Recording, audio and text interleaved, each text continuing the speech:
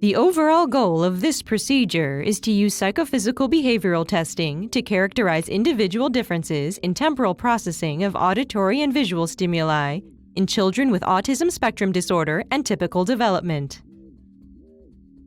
This is accomplished by first creating the necessary stimuli and verifying the timing precision of the stimulus presentation. The second step is to screen for participants that have normal hearing and vision. Next, explain the instructions to the participant and have them complete each task.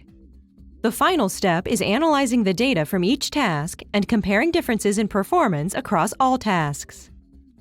Ultimately, this behavioral battery is used to show how characterizing individual differences in temporal processing in children with autism can be used to assess sensory processing deficits, which may relate to higher-order impairments in social communication. Our world is made up of a variety of information from a number of different senses. As such, it's very important for us to understand how sensory information from the different senses is combined by the brain. Deficits in sensory processing are now recognized as a core symptom in autism spectrum disorder.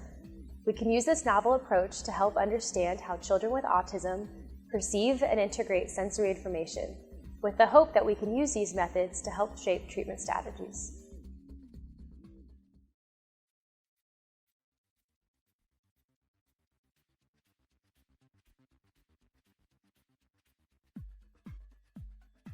To begin, generate two 16-millisecond sound files at 500 Hz and 1000 Hz.